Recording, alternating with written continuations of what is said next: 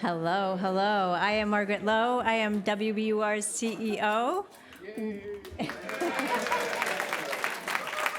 How can you not love that guy?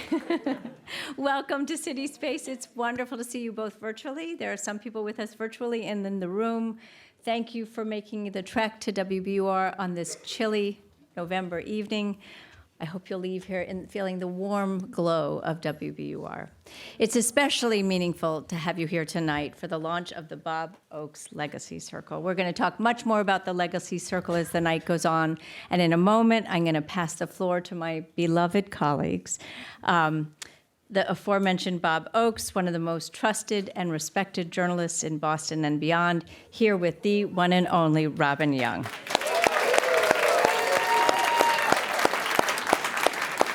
As you can see, they're already on the stage. They're ready for me to get off. They're raring to go. But I just have a few things that I want to say, which is that being WBUR CEO is the job of a lifetime. And I feel so privileged because I have a team that is brimming with talent and ambition. All our colleagues believe deeply in our mission to produce high-quality journalism and enriching experiences that deepen understanding, connection, and community for an expanding circle of people. And we want people to turn to BUR to understand what's unfolding in the city, the country, and the world. And we also want people to turn to BUR when they want to know more about this place that we all call home. Something really important, which is that WBUR and NPR will always be free for everybody, not just those who can afford to pay. We are a public service. NPR reaches 44 million people across the country in red states and blue on all of its platform. And BUR has an audience of hundreds of thousands of people locally and millions of people nationally with our national shows Here and Now and On Point and our slate of wildly popular podcasts from Endless Thread to Circle Round. And despite our reach and our accessibility and the quality of our journalism, I think everybody knows that the economics of the digital age are daunting, and many news organizations across the country have been shuttered or diminished. And like all our media counterparts, we're challenged by massive technology shifts, shifting audience habits, declining ad dollars, and the growing dominance of platforms like Facebook, Spotify, and X, a little company we once used to call Twitter. And what also is important is that these are not mission-driven organizations, and they have no stake in local communities. We do, and that's why we count so much on all of you. And while the crisis in local journalism has been chronicled many times over, my optimism is actually boundless, and that is mostly thanks to all of you. I'm moved by the generosity of tens of thousands of donors who keep our lights on and our journalism strong. And the amazing thing is they don't give because they have to. They give because they believe in the value of the service we provide, and not just for themselves, but for everybody who we reach. And I'm also grateful to the aforementioned hundreds of thousands of people in Boston and the region who trust WBUR every day to help make sense of what's unfolding in Boston, in the country, and the world. And I'm especially moved by the generosity of our legacy donors, whom we'll recognize a little later tonight. These are the inaugural members of the Bob Oakes Legacy Circle. These are people who believe that WBUR is an essential public good.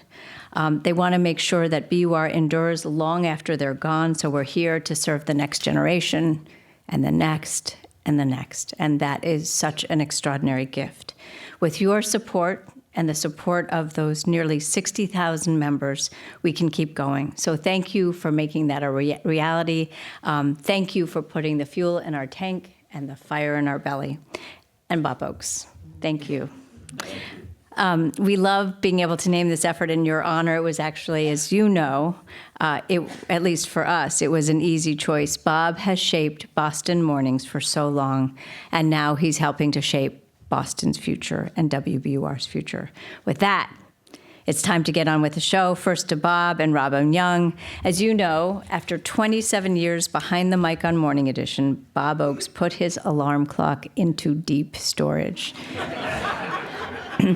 He was just talking a moment ago about how he's still trying to figure out exactly how to get the sleep he needs, but he looks marvelous. Tonight, Bob is going to talk about some of the most memorable stories of his career, from the oh-so-sweet Red Sox World Series win in 2004 to darker moments like the Boston Marathon bombing. And as you know, he's here with another WBUR legend, the peerless Robin Young, co-host of Here and Now. These two go way, way back, and I know you're in for a magnificent evening. Bob, Robin, have fun. Thank you. Thank you. And thank you all for being here. Can we just start? I'm feeling the need for this. So can we just start with Bob? Do you mind saying WBUR, Boston's NPR news station? God, just. I thought I gave that up. No. How about just the news? WBUR, Boston's NPR news station. Yeah. And you all know that he would linger on the news station. Wait. It's 7:09. And what's the weather? And by the way, I just have to say there are many other Robin Youngs in the area. One of them is right at Boston University. She works at the medical school. Actually, I started following her when she was a runner at Andover High, like 40 years ago. And she gets my emails saying, "What do you think? Should we do this break, or should we? Somebody's calling asking me, should we book this person?" And I get, "Quick, what scalpel should I use in the operating room?" Because she's a doctor. So her work is far more important. Bob, how have you been? What you been up to? Well, it has been a very, very busy year and a half or so since I left Morning Edition, since I left BUR. My wife Martha, who's over here in the front row, who put up with all of those broadcasts from the bedroom during COVID. I call her my 43-year partner in crime. Yeah. But those are only the married years, not including the dating years. Yes, we have 3 girls, and 2 of them got married in this interim, and the third one had a grandson. Oh, there you James Gordon Bennett V. I like to call him James V because he's royalty to me. His folks call him Jimmy. Well, and I'm so glad you were there for all of it, to be home for all of it. But, everybody here knows you, of course, from Morning Edition, and some have seen us talk about how you got here. But I think it's worth retracing those steps, because I think it's just terrific. Son of Worcester, knows how to say it. Worcester. No O, Worcester. Worcester. Raised in Central Mass. Yep. College, UMass Amherst. UMass Amherst, that's right. Mm-hmm, no H. But then, how did you were telling me that you were doing first a morning show in Connecticut and then one in Keene, New Hampshire. How did that happen?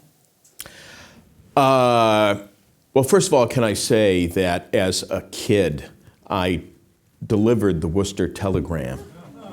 Oh my God. In my neighborhood. You know who else did? No. In her neighborhood? Jill Lepore. Oh my God, is out of the back of her. Remember we had Jill here, and she grew up in Worcester, and through the newspaper out of her dad's Woody, the Woody station wagon. Oh, well, that was a luxury. I walked around the neighborhood.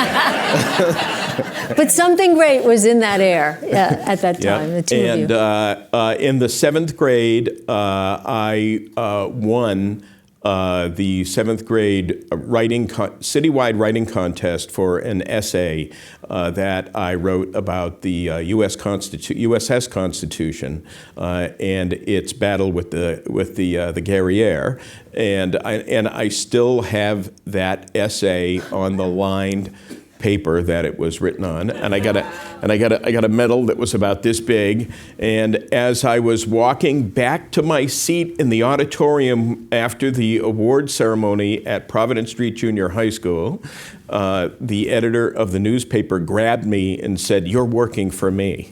7th grade. 7th grade, and wow. So 7th grade junior high school writer. A high school newspaper editor, yearbook editor in high school, news director at the college radio station in Amherst, WMUA, and in April of the year I was to graduate, a radio station in Connecticut called me and offered me a job. So Was to graduate? Did you? not at that time. Yeah. Because it was more important to work. For me, I would not recommend this for any of your kids or your grandkids. But for me, it was more important to work than it was to have the paper. That changed over the years, and I went back and I got the paper. I took a lot of classes as an adult, and I went back and ended up with the degree from UMass Amherst in a course that I designed myself called Public Affairs Journalism, and my sponsor, a great professor, a journalism professor and political analyst named Ralph Whitehead, who only recently passed away in the last couple of years, said to me at graduation, he's in his regalia, and he sought me out in the crowd, and he looked at me and he's, "God, Bob, it's so great, it only took you 20 years to bring it in." And so you see, it did take me a long time to go back, but I felt like I had to go back. Wow. And then from there to Connecticut, and from there to Keene, New Hampshire I worked the Connecticut job for 1 year to the week. I went to Keene, New Hampshire, where I met Sam Fleming, who's sitting next to... The former boss of us. Right, the former boss of us. Mm-hmm. And where... But he was at Keene. He was in Keene. I walked into the newsroom on my very first day, and Sam had been working there already. I walk into the newsroom, and Sam's got his feet up on a table, and he has a beard now that is not nowhere near as long as it was back then, and his hair is also a lot shorter, and he had more of it then. And that was my introduction to Sam Fleming, and we have had a personal and professional relationship for the 50 years since. Yeah. So. Well, and yes, a little applause for that. So I just want to check one thing before I ask you about Keene. When you went to Connecticut to host a morning show on a commercial radio station, I presume back then, had you ever done a morning show on a commercial radio station? I mean... No. You were in college. No. Had you done radio? Yes. Like any, not like any, but like a lot of college kids, I was really attracted to radio. And so I spun records at a, God, I shouldn't tell this story. I spun records at a little local commercial radio station. I was a board op. When you're in a little station in that era, when things were not automated as much as they are now for many local radio stations, you actually had to have a human being in the building. And I engineered the Red Sox games on the local station and that sort of thing. And so here's what I should tell you. I was so bored during Red Sox games that occasionally I'd open the microphone while the games were on and pretend that I was in the crowd. I was a very bad man. Well, can I just tell you something real quick? We just talked a lot about this a couple weeks ago, but when you were doing that, I might have been hearing you because I was a quota baby and I was directing the Red Sox from the studio. So if some voice was coming down the line, I might have heard you. I mean, and you're right.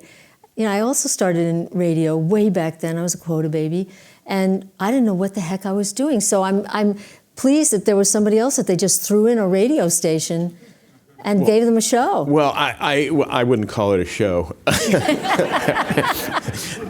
But I don't think I've ever told you this before. But on Sunday nights, when I would be driving from the radio station back home or back to college, back to the campus, I would hear you doing radio on Sunday nights on WBUR. Yeah. And so Midnight to 5. I spent many Sunday nights with you. Well, yeah, well. Martha's heard lines like that in the fundraising. She's used to it.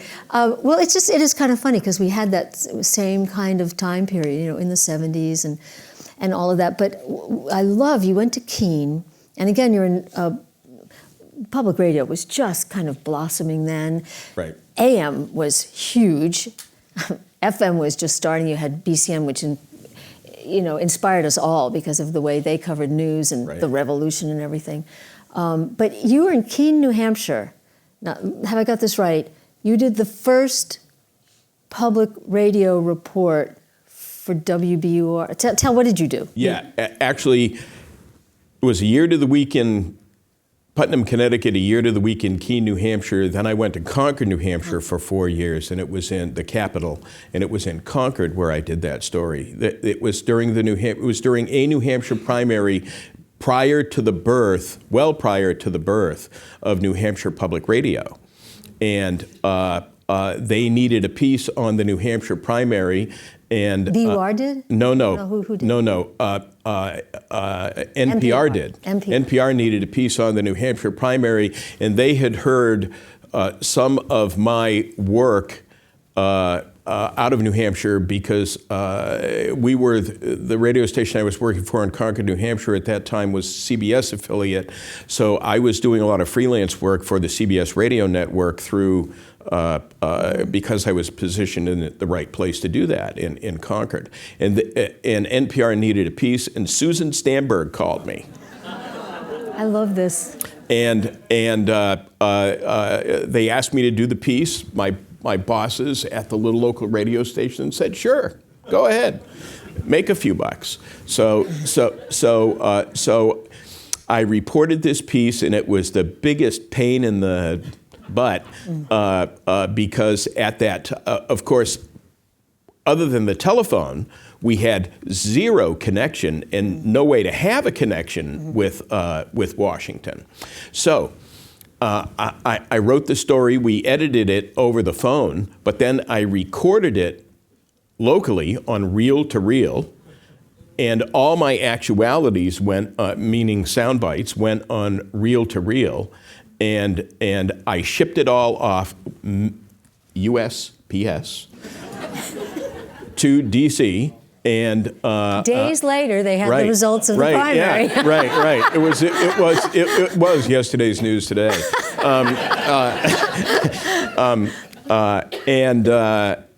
Then they rejected parts of it, and I had to redo it. So from start to finish, I think it probably took 3 weeks, maybe 4 weeks or something like that. Yeah, it was not timely. It was a thought piece on the primary. But what I love is that you actually did the first report on NPR of anyone in this region before you were even on WBUR.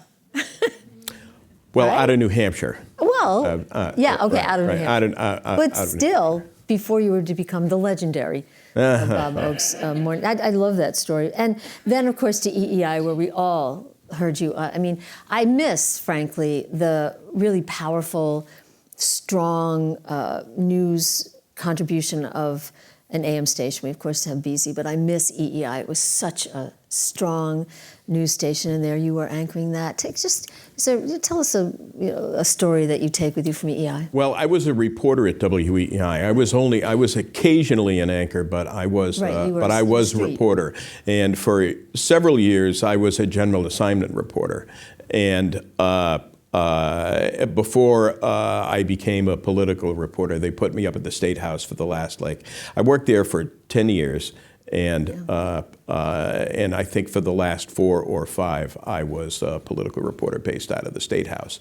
But in the years when I was a general assignment reporter, they just took me and did everything that they wanted to. I was going here and there. I was working all sorts of crazy hours, and I did some great stories, and I did some tragic stories, and I did some fun stories. And this is not a fun story, but I will tell it because I don't believe I've ever talked about this in public before. So this has to be 35 years ago, probably. The Globe ran a story in the morning that, no, I'm sorry, take that back. Out of the AP came a story that the Justice Department had indicted a guy from the North Shore for being a Nazi war criminal. living in the U.S., hidden, so to speak, all those years. And so EEI sent me, and every other media in town sent somebody up to the North Shore to camp out at this guy's house. It was a typical media camp out. And there was absolutely nothing happened there for hours and hours and hours, but the radio station said, just hang there, just hang there, just hang there. And finally, everybody left, and I had no other assignments that day, so they said, just stay there, knock on the door every once in a while, see if you can get in. So I hung out on the front porch, and eventually the guy came to the front door and let me in, started talking to me and let me in the house. And all the time, broken English, he was a Polish gentleman, as I recall, and let me in the house. And while his wife is just screaming at him to throw me out, and I did an interview, and he denied. It was so strange because he denied it. He denied being a camp guard. At the same time, he also said that he only did what he was ordered to do, which of course we've heard folks who get caught like that say many times. But in the process of doing this interview, he starts to take off his shirt, and he undoes his shirt, and he lifts up his T-shirt to show the scars, because over the years, his personal turmoil had led him to have many different surgeries for gastric problems and that sort of thing. But, I just tackled it straight on and did the piece, and it was a very good story. It was a very good story from told in a straightforward way from his point of view. And what makes it odd, or it came full circle about 3 weeks later when I was sitting in the house with Martha and the phone rang, and it was my editor, and she called and said, "Hey, I got something to tell you." And I said, "What?" And she said, "Are you sitting down?" And I said, "No." And she said, "Well, have a seat." And she said, "That guy you interviewed," and he talked to no one else in the weeks in between. I was the only person who got the interview. She said, it's just come over that he blew his head off. And so the radio station is now interviewing me. And the last question was something like, "How do you feel about this?" And I said, "Well, the loss of any human life is tragic, but his own demons must have factored into his own decision for him to take his life." You saw the physical results of that. So you can't help but think, as I have many times over the years, did I contribute to that guy's decision? And but I've learned to live with that by saying to myself, it was his demons that forced him to take his own life. Absolutely. So. And we get to know that he had those demons because of you. Okay, so can I tell you a more fun story? Yes, please. Quick. Let's get off of that. The night John Kerry was first elected to the U.S. Senate, I was covering Kerry because by that time I was covering politics. So we were at the Boston Park Plaza. Martha and I were living in Medford. I was at the Boston Park Plaza Hotel where he did his victory party. But when you're working an election night, you never stop working until maybe midnight or so, when the candidate finally comes out, which is hardly ever before the 11 o'clock news, as they always try to get on TV live, and then you file your stories for the next morning from that site. And so I'm on my way home. Before I left the place, they said to me, the desk said to me, "Look, since you're going to Medford, can you stop in at Medford City Hall? We're having trouble getting numbers out of the Sal Albano Vinnie Pirro race for state senate, and I said, no, it's only 5 minutes from my house. I'll stop in. So I walk into Medford City Hall. I left all my reporting. I figured I was just going in for a few minutes. I left all my reporting regalia down in the car, except for my credentials, which were hanging over the neck. But I didn't have my tape recorder with me or anything. I walk up into the clerk's office, big room where they were counting ballots, and I'm standing there and I'm looking at everything that's going on, and I realize after about 5 or 10 minutes, and I didn't talk to anyone, I was just standing there observing. When I was a little kid, about 10 years old, my aunt, as we were riding along in a car, said to me one day, I was just nonstop commenting on things that we were seeing on the road. She said, "You are the most observant little kid that I've ever known." So I'm in City Hall, and I notice that the ballot counters are separating the ballots from the ballot envelopes, and they're disposing of the ballot envelopes. So you cannot, if you do that, of course, you cannot go back and double check your count. So I realized that there's this odd thing that's going on. So I go downstairs and I grab my recorder and I come back upstairs. And before I moved to interview anyone, I looked at the state cop who was on duty there waiting to take, I knew why he was there. He was there to take the ballots to the Secretary of State's office. And I said to him, "Do you see what's going on here?" And he's looking at me like, I'm just waiting to be a transport guy. And I explained to him what was going on, and he's watching, and all of a sudden he throws up his hands and he says, "Stop the count. Stop the count." And the clerk and everybody look up, and then I go off and do my interviews. But he stopped the count. He stopped the count. He seized all the ballots. He took them all down to, after he gathered them up, he took them all to the Secretary of State's office. And Vinnie Pirro, who was a long-time colorful guy, and the state senator, lost that race by not very many votes that night to Sal Albano. And it became a huge local story. It was a huge local story at the time. And years later, I was telling this story to a couple of acquaintances at a party, and I was in Somerville, and I'm telling the story to a couple of acquaintances at a party, and this guy looks at me and he goes, "That was you?" and he said, "Vinny was looking for you for years."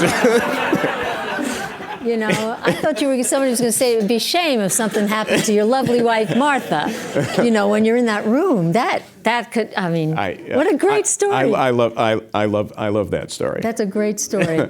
I have to ask you, because the street reporting is tough. You just told about some of this, up and down and getting your stuff and, making sure you're positioned right in a room that you might have to leave quickly. And I just want to touch on briefly, we've talked about this before, the fact that you've had polio. We both had polio in the same year, 55. Right, 55. And it was a lottery. If it was a virus, it either went through quickly or it didn't. It sat for a while and did its damage. And did you ever think, I obviously have the skills. I'm the editor of everything. I'm the most observant little kid. I can do the radio behind the mic. Did you ever think maybe I shouldn't do street reporting? Did that ever occur to you? No. Yeah, no. That's what I thought. No, never. I spent years you've all seen the pictures of the big iron braces on the legs and that sort of thing. So the way it affected me is that it atrophied the left arm and the right leg. And it weakened the left leg, but it didn't atrophy the left leg. And I spent years in braces. And I had many surgeries over the years at Memorial Hospital in Worcester. We were talking about Memorial Hospital in Worcester a short time ago, and I actually believe in hindsight that that entire experience just drove me in so many ways. My childhood polio just drove me in so many ways. I mean, it just made me determined. It made me fearless. It made me, I was very goal-oriented. You know, my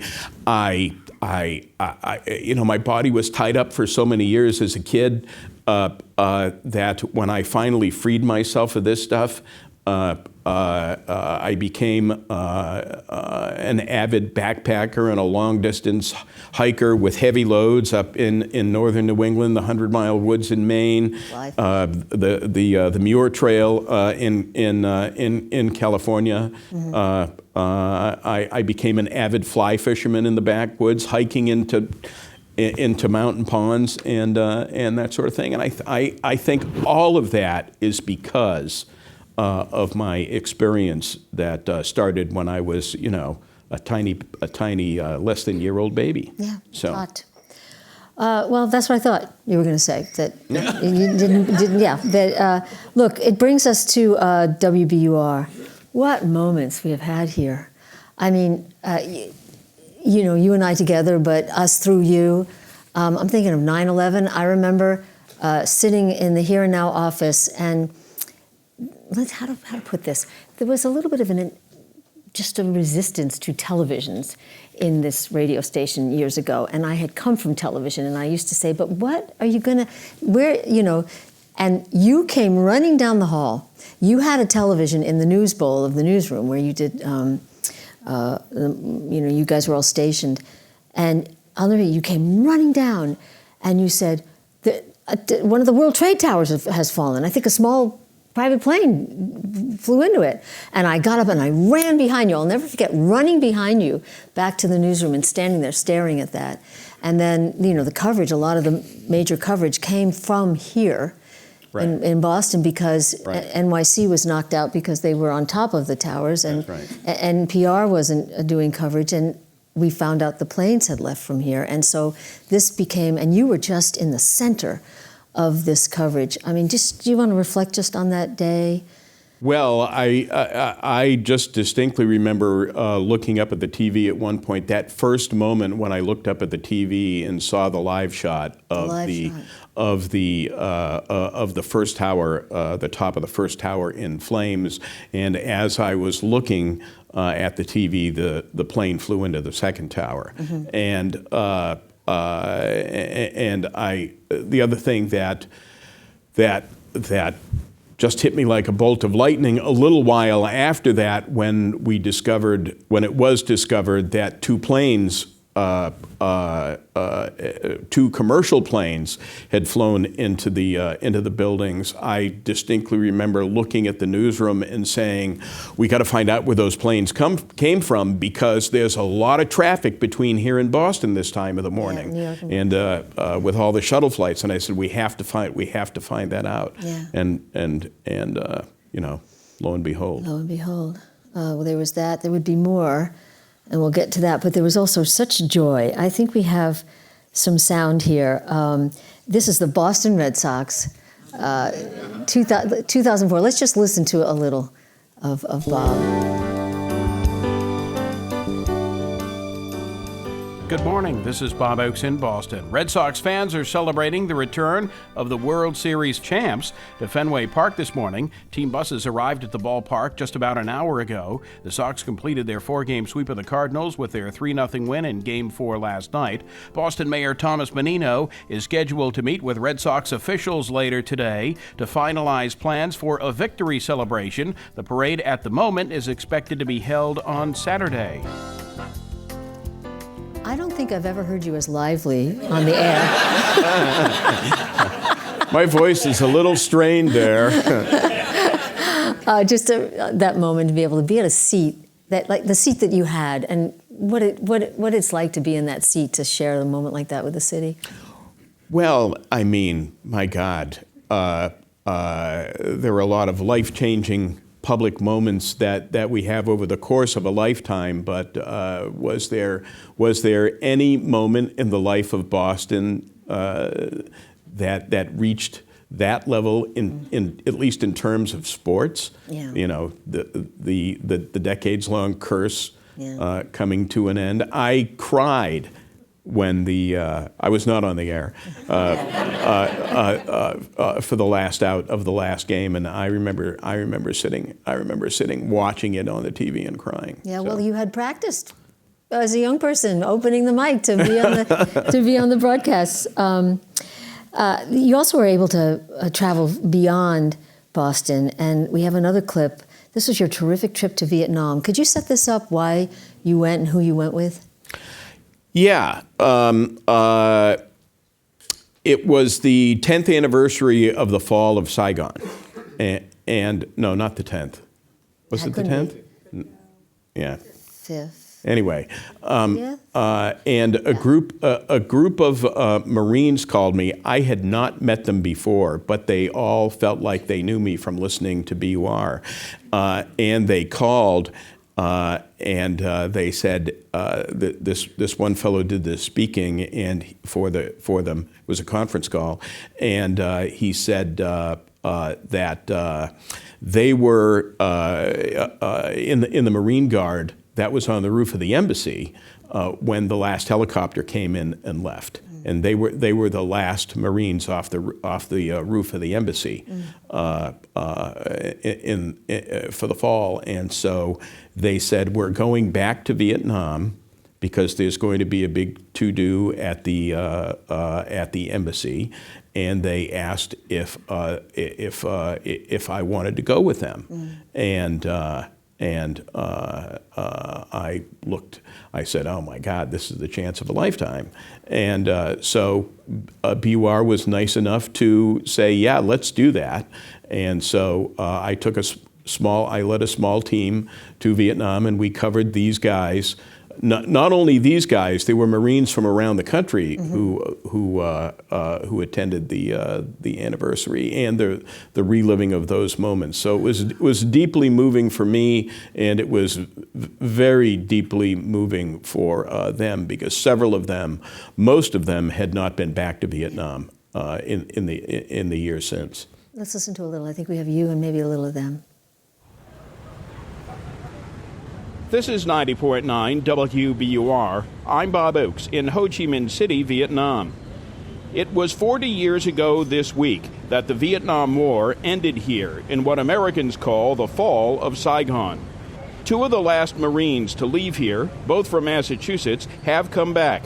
For a ceremony honoring the last Marines to die here, we met up with the Massachusetts Marines, Bill Newell of Hopkinton and John Gillane of Malden, only hours after they arrived. It's their first trip back to Vietnam in 40 years. Our conversation took place on the rooftop of their hotel, the Saigon Star. In 1975, it was their barracks, appropriately named Marine House. First time back in 40 years? What's your impression? It's so much more modern, and people are freely moving about. There's no repression or anything like that. I mean, we walked around this morning.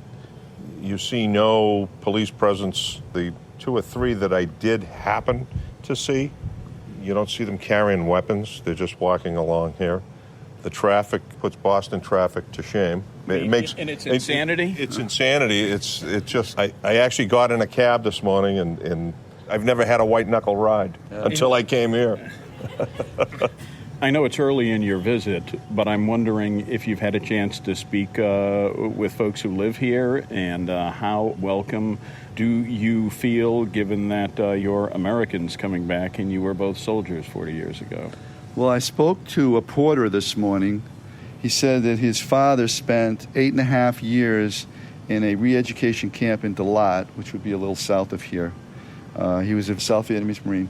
There was no tone of resentment or anything like that. I mean, I really get the impression that the war is really over for them.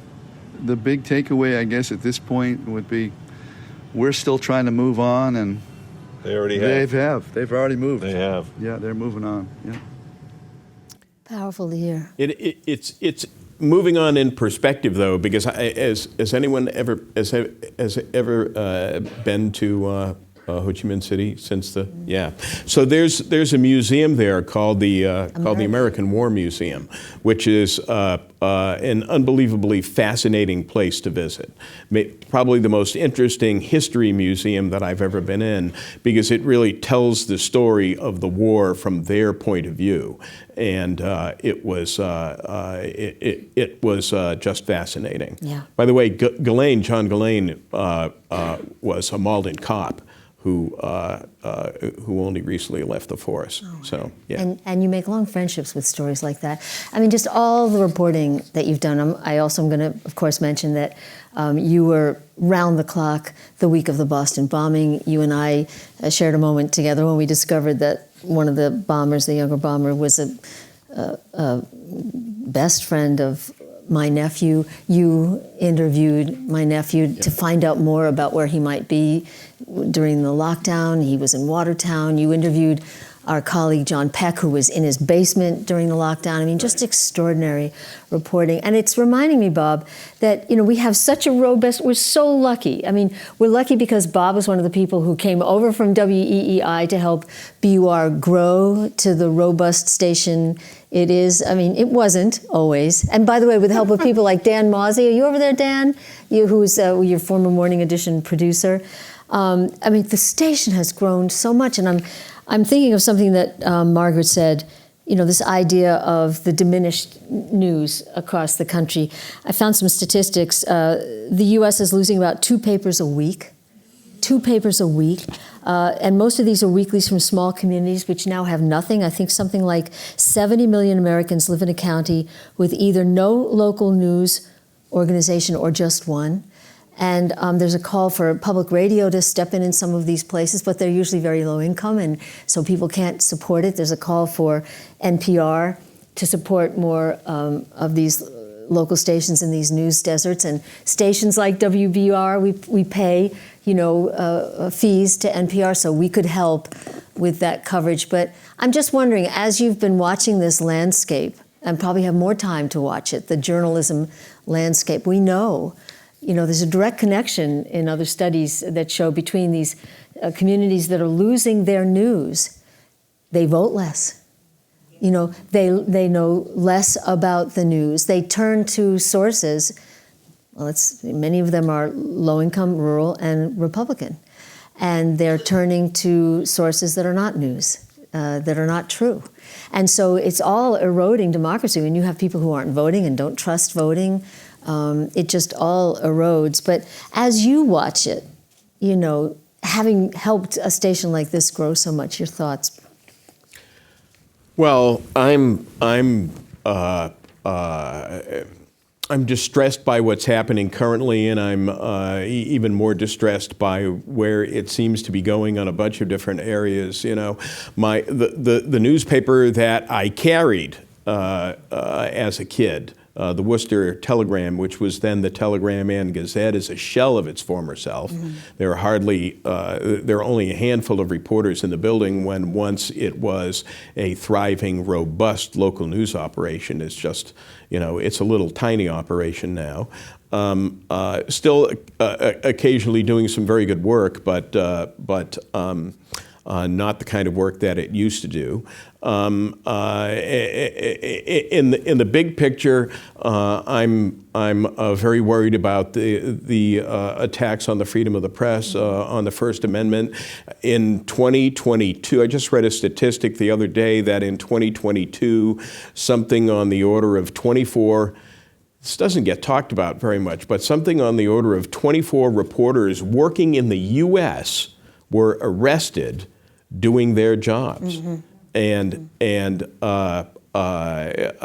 So not only is it harder because of the changing media landscape, it's harder to get to do the work because of the political landscape, and because of the way people in many different communities feel about journalism. Well, I know before we bring up our next guest, I know you've had some thoughts too about this evening.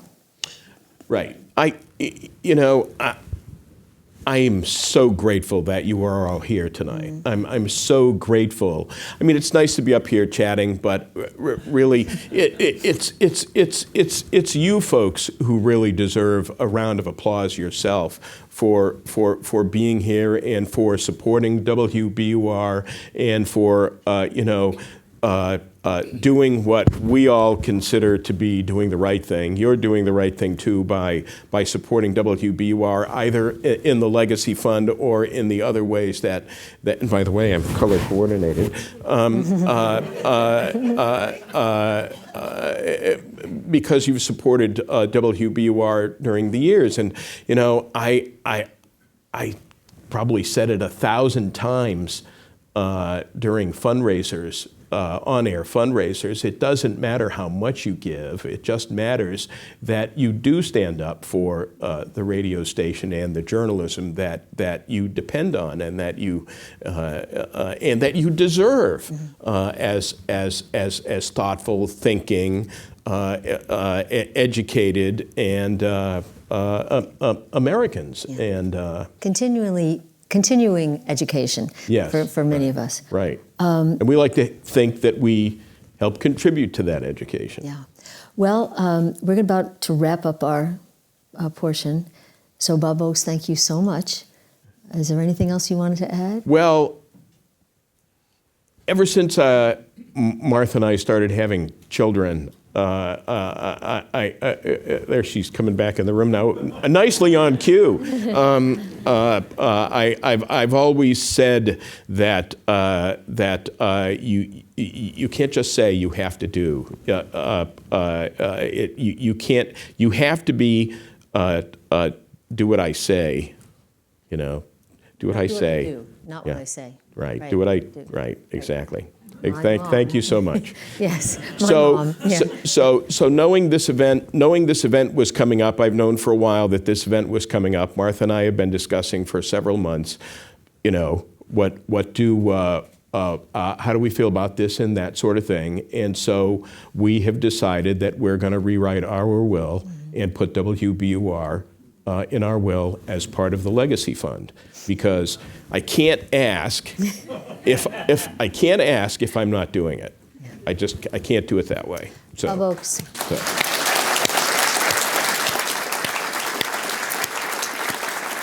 Well, somebody has already decided to do that as well. And so, Bob, thank you so much. It's always so great to speak with you. We're going to remain here, though, as we continue the program with someone that many of you may know. You may know John and Margot Davis. And John is going to come up here now because he's had the same kind of thinking, I believe. John Davis is a member of the WBUR Board of Directors and is the CEO and CIO and founder of the Davis Companies. John, the stage is yours.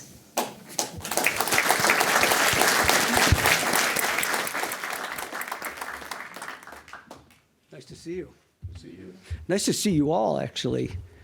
I mean, I've never seen a planned giving event have this kind of a turnout. And you all look so young, which is refreshing, too. Wow. What an honor it is to be on the same stage with the Bob Oakes and the Robin Young. The opportunity to share the stage with Bob and Robin is just one of a variety of reasons that I'm really pleased to be here in front of you this evening. It's also delightful and very gratifying to have so many of you here with us, both live and also I think there are 30 or 40 people that are with us virtually tonight. That feels like a genuine cause for optimism about the prospects for the success of the effort that we're about to talk about. Margot, my wife Margot, and I have been listeners to WBUR for more than 40 years. And I've had the great privilege, as Robin said, of serving on the board of WBUR for the last decade. To give you a little perspective on how central of a role WBUR has had in our lives, I want to share a brief story. 20 or 25 years ago, probably as an antidote for my midlife crisis, I went out and I bought my first ever sports car. I brought it home and I was showing it off to our kids, who were teenagers at the time. The car had a very fancy sound system, which, knowing how much our children liked loud music, I thought would really impress them. So I turned it up And when I turned it down, our son looked at me with that look of scorn that only an adolescent can summon. And he asked, "Why did you think that you needed that sound system? All you ever listened to is WBUR." Today, both of our children and their spouses are BUR listeners, and the eldest of our grandchildren is now reading Circle Round books and attended the Circle Round event right here in this room last winter. As I hope you can tell, we believe very strongly in the importance of WBUR for us, for our community, for everyone in this room, and for generations of listeners to come. We also deeply believe in Margaret's leadership and her vision for the future. WBUR has invested in building relationships with us, with all of us, for decades. Margot and I think about planned giving as a way to repay that investment and to position WBUR so that it will have the resources that it needs to be strong, to thrive, and importantly, to be able to continue to innovate. What better legacy could you imagine? Which leads me to the next privilege that I have this evening. We all woke up to Bob's voice every morning for nearly 30 years. As Robin and Bob just reminded us, Bob's steady voice walked us through the high moments and the low moments for a significant chunk of our contemporary history. Bob, in honor of your decades of service, both to journalism and to our community, it's my great privilege to be able to be the person who officially announces the establishment of the, big surprise, right? Of the Bob Oakes Legacy Circle. You embody the enduring value of trustworthy and intelligent journalism. What better symbol could we have for this critical initiative in support of the sustainment of those values? We're confident that the current and future planned giving benefactors to WBUR will see the group's connection to you as a badge of pride, involvement, and commitment to sustaining all that BUR stands for today and also for generations to come. So, on behalf of WBUR and everybody in our community, thank you for the years of service, and congratulations on this richly deserved honor.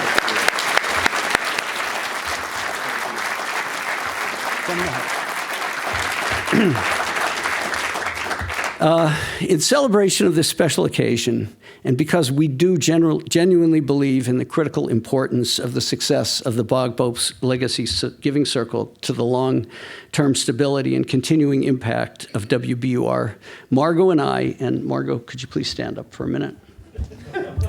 I warned her she had to do this. She was not pleased. We're very pleased to announce that we are committing to a $5 million matching challenge bequest to WBUR.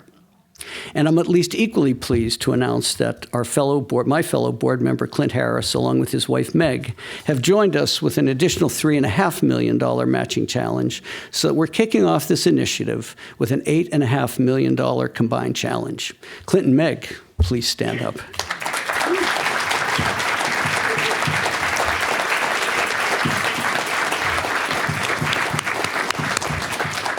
Thank you, too, for your leadership of WBUR and for your partnership with Margot and me. It is our collective hope that our gifts will inspire others from the BUR community to join us in making planned gifts of any and all sizes to help to secure WBUR's future. And now, I'd like to ask Margaret to come back to the stage to help celebrate all the inaugural members of the Bob Oakes Legacy Society. It's a pleasure to be able to stand together with all of you tonight, both literally and figuratively. Thank you, too, in support of WBUR.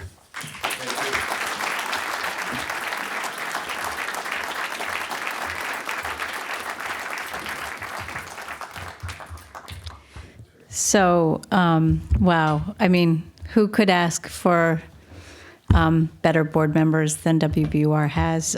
John and Margot Davis, thank you. Thank you so much. Your generosity and your belief in WBUR takes my breath away, and I know it means so much to everyone here, and it means so much to me personally. Thank you to Clint and Meg Harris, and I just learned, thank you to Bob and Martha Oakes. And we lost Martha, but come closer. Come closer with me. Let's do this together.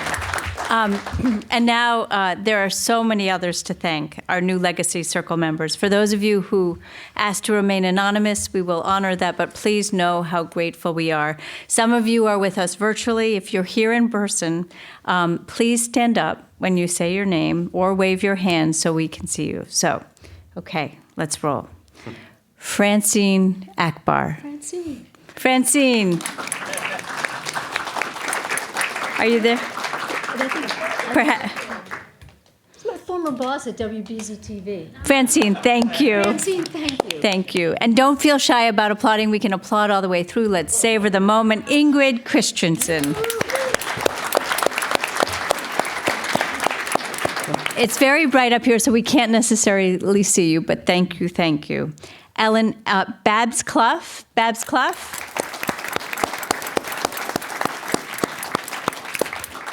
Ellen Epstein.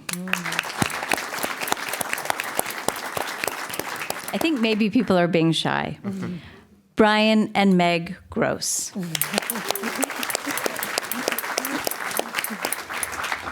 Mary Alice Howard. It's like a graduation. It is like a graduation. We'll get you their diplomas after, I promise. Robin Inman. All right. Stand up, Robin. Thank you. Sue Kelvin.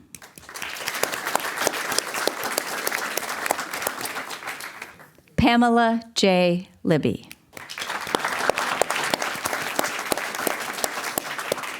Nancy and Derek Lowry. Susan McLeish. Oh my goodness. It's an impressively long list. It's wonderful. Can we get a new printer? You don't like my printer? No. Oh, you mean to add more names? No, I mean when this is all said and done. Yes. Investing in our future. Yes, we will invest. We will invest in our future, and we will buy a new printer. And Melvin.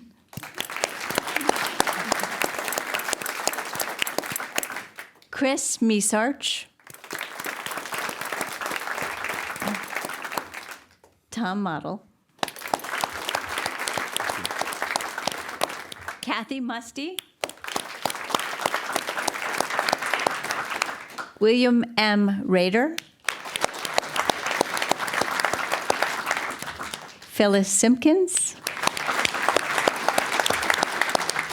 Christine J. Spatafor. Shari and Robert Thur. Pamela Weathers and Stephen Duggan. Thank you. That's a wonderful long list. So listen to this.